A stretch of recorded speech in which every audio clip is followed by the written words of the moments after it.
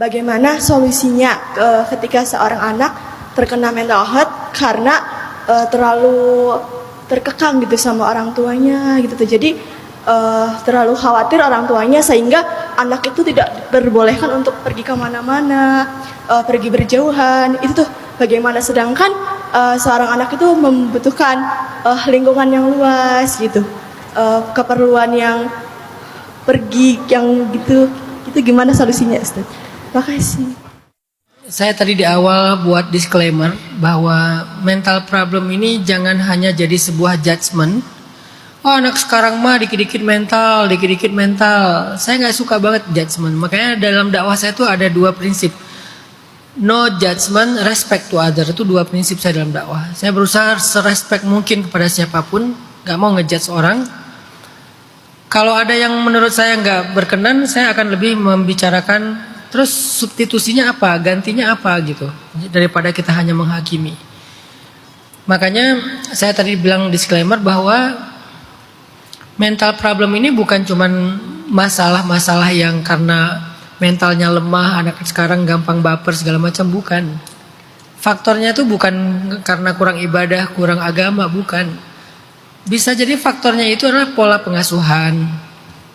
Bisa jadi faktornya itu adalah rumah tangga orang tuanya yang dia saksikan setiap hari. Bagaimana keributan terjadi, bagaimana konflik yang mereka tanganin dengan cara-cara ekstrim. Bisa jadi karena memang anak ini sedang tertekan aja. Kan kadang-kadang ada orang yang rumah tangganya baik-baik aja, orang tuanya baik, tapi dia kena mental karena mungkin lagi banyak masalah, lagi banyak tekanan. Karena tekanan sekarang dengan dulu mungkin berbeda. Kalau dulu orang bisa rilis dengan pulang sekolah bisa langsung main. Sekarang lagi tren kan di Jakarta permainan-permainan zaman dulu dimainin lagi gitu kan. Bahkan di luar negeri itu lagi tren balik lagi ke zaman dulu, nggak pakai handphone, hidup tanpa gadget dalam sehari, dalam seminggu itu free gadget. Jadi kalau sekarang ada car free day, nanti ada gadget free day. Karena itu tuh mental health banget loh. Kalau kami anak laki-laki nih, anak-anak 90-an, enggak kami sih saya, mungkin kalian anak 2000-an ya. Anak 90-an ya, pulang sekolah itu kan jam 1 siang. Udah pulang sekolah naruh barang, kita udah enggak pulang ke rumah itu, jadi si bolang. Jadi si bolang sampai maghrib. Maghrib langsung lari ke rumah, mandi, balik ke, kalau di kampung saya di Aceh namanya surau ya, menasah kan. Balik ke surau, ngaji di surau sampai isya. Beres isya kita nonton bola dulu di TV. Kalau nggak ada bola dulu ada Van Damme, ada Ruud Gullit, ada film siapa tuh sampai jam 9 malam. Tidurnya karena kita anak kampung, anak surau, adat di kita itu di Sumatera ya, anak laki-laki malam tidur di surau, nggak tidur di rumah. Pulangnya habis subuh. Jadi kita nggak terbiasa tidur di rumah sih. Terbiasanya tidur di surau, anak laki-laki pada tidur semuanya di pelataran surau. Habis sholat subuh baru pulang ke rumah, siap-siap berangkat sekolah. Jadi kehidupan kita itu imbang antara kebutuhan akademik sama explore dan pengalaman life experience-nya kita dapat. Sehingga kita ada tempat rilisnya lah ibaratnya. Kalau masih SD, pulang sekolah main bola. Hujan-hujan langsung main bola, cari kodok, lempar-lemparan kodok. Saya pernah lempar kodok kena di bahu saya, di punggung saya, wok suaranya.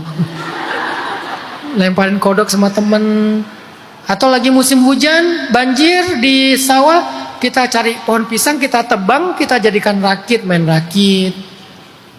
Dekati lebaran, kita bikin senjata sendiri ya dulu ya, yang dari busi itu, busi dilubangin, terus dikasih mesiu dari korek api, terus dikasih baut, di bawahnya dikasih kayak dari tali rafia. Lempar di jalan aspal, itu bunyinya udah kayak bom molotov itu.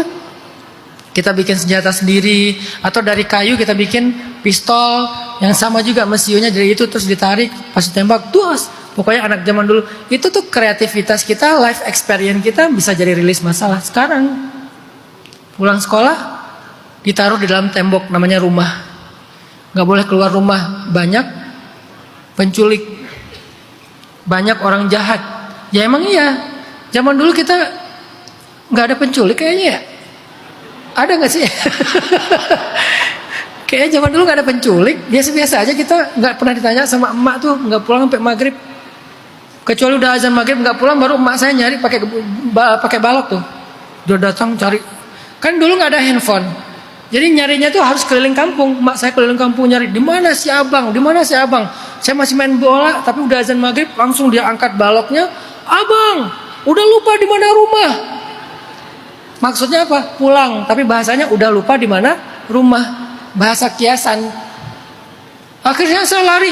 Masih ingat mak, masih ingat, lari, dikejar. Wah, pernah dipukul nggak pakai balok? Ya nggak akan dipukul. Masih ada di apa di TikTok tuh video anak zaman dulu kecil dikejar sama emaknya ya. Itulah pemandangan kehidupan saya. Jangan bayangin muka saya yang sekarang. Dulu saya masih lucu. Artinya kita dulu dengan kehidupan di sekolah itu nggak kena mental karena ada tempat rilisnya. Kalau sekarang udah nggak. Jadi bukan faktor dia lemah mental, bukan. Memang faktor kehidupannya udah berubah. Nah artinya orang tua harus paham kondisi ini. Sehingga orang tua yang bijak itu mencoba untuk memahami kondisi anaknya, kondisi zaman anaknya. Jangan terus-terusan kayak membandingkan anak dengan dia. Bapak dulu, emak dulu gitu aja terus ya. Padahal kondisinya sudah berbeda.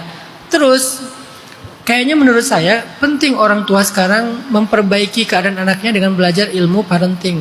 Dan salah satu kebutuhan parenting itu adalah ilmu psikologi yang khusus kebutuhan kita aja, bukan jadi seorang profesional. Anak saya dites semuanya, psikotes, termasuk saya juga.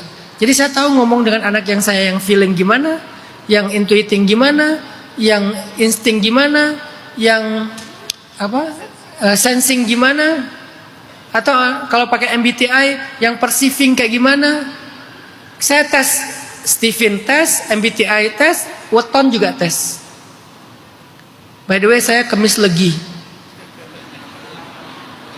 Ustaz percaya gitu? Percaya. Saya nggak percaya ramal, tapi saya percaya tentang psikologi yang ada di dalam ini. Karena Weton itu adalah metode tes psikologi zaman dulu oleh nenek moyang kita, dan itu akurat juga. Saya hanya nggak percaya masalah ramalnya, karena kalau udah percaya ramal ditolak ibadah kita selama 40 hari. Saya nggak percaya ramalnya. Tapi kalau orang Weton, orang yang Kemis Legi itu gini, si pahit lidah. Saya cari yang baik-baiknya aja untuk diri sendiri ya. Kalau yang dibilang negatif-negatifnya, enggak nih kayaknya enggak deh. Kalau yang positif, wah gue banget nih kayaknya nih. Oh gitu ya. Oh sih. Jadi kayak makin semangat hidup gitu kan. Anak-anak saya pelajari, oh anak saya ini kalau feeling, cara ngomong anak feeling itu beda sama anak intuiting. Kalau anak feeling ekstrovert sama introvert aja beda. Ekstrovert itu dia pengen ditunjukin rasa sayangnya. Kalau introvert pengen dikuatin perasaan dia, bukan perasaan kita. Kalau ekstrovert perasaan kita. Kan mereka manggil saya Baba ya. Baba sedih kalau abang kayak gini, perasaan kita nih. Akhirnya dia, oh ya udah. Tapi kalau yang introvert, perasaan dia. Adek itu kan kalau bahagia tuh kayak gini. Kalau adek tuh pengen jadi juara tuh kayak gini. Kalau adek itu apa misalnya. Jadi yang perasaan dia, karena dia introvert kan. Kalau ekstrovert, perasaan orang luarnya ke dia. Nah ini cara ngomongnya udah beda nih. Kalau anak sensing, anak saya juga ada yang sensing, ada yang insting. Kalau anak insting itu kan penengah banget tuh.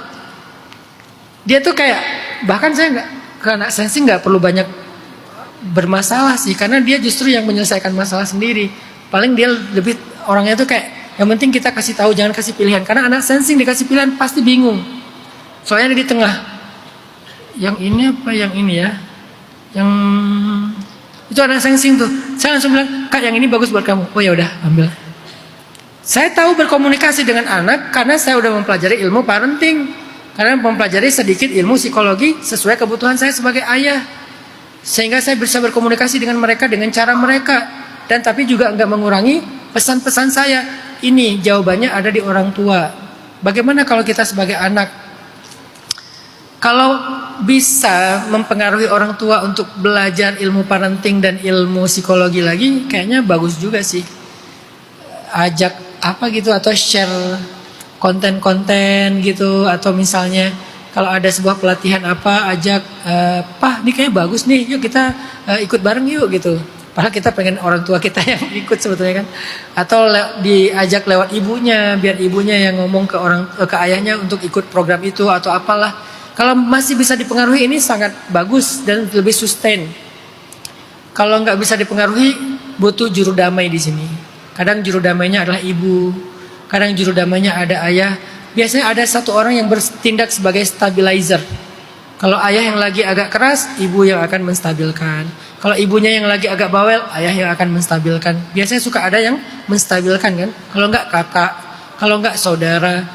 Harusnya keluarga itu saling mendukung, jangan sendiri. Kalau kita sebagai anak, carilah orang yang bisa mendamaikan, mengislah, menstabilkan kondisi ini sehingga tidak ada yang dikorbankan di antara dua pihak ini.